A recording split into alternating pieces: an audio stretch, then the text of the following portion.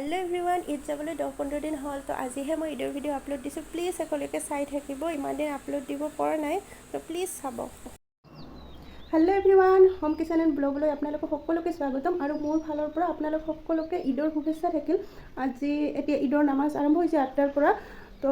ৰাতিপুৱাৰ পৰা বহুত বিজি আছিলোঁ ভিডিঅ' বনাব পৰা নাই তো এতিয়া আপোনালোকৰ লগত অকণমান কথা পাতিলোঁ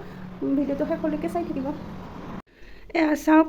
ৰুম চুম চাফা কৰি থৈ দিলোঁ কিন্তু এনেকৈ চাফা হৈ নাথাকিব কাৰণ এতিয়ালৈকে ৰিহান শুই উঠা নাই ৰিহান শুই উঠিলে এতিয়া বিচনাত খেলিব মানে চব উল্টা পুল্টা কৰি দিব তো বাচ্চা থকা মানুহৰ এয়াই আৰু ৰুম চুম চাফা হৈ একেবাৰে নাথাকে এনেকৈ চাফা হৈ থাকিলে ভাল লাগে কিন্তু নোৱাৰি এতিয়া উঠি বিচনাত উঠিবই তাই ৰাতিপুৱাৰ পৰা বহুত বৰষুণ দি আছিল তো এতিয়ালৈকে ৰেডি হোৱা নাই গা পা ধুই ল'লোঁ তো ৰেডি হৈ আপোনালোকক দেখুৱাম আৰু এতিয়া মই কি বনালোঁ দেখুৱাম আপোনালোকক হেল্ল' ফ্ৰেণ্ডছ এয়া চাওক মই কি বনাইছোঁ লাড়ু পিঠা কেক বিশেষ একো বনোৱা নাই ইমানো বস্তু বনাব পৰা নাই যিহেতু বাচ্চা লৈ তো এইখিনিয়ে বনাইছোঁ এইফালে চাওক আমাৰ ঈদৰ ফাৰ্ষ্ট আলহী আহি গ'ল আমাৰ বাবুটো কিমান ধুনীয়া লাগিছে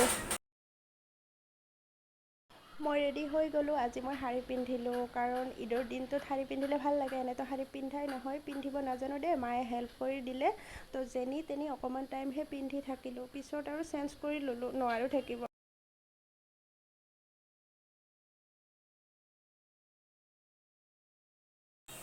এতিয়া অকণমান বাহিৰত ফুৰিবলৈ ওলাই আহিলোঁ ঈদৰ কাৰণে ৰাস্তাত লাইট লগাইছে তো ৰিহানে ফুল এনজয় কৰি আছে চাওক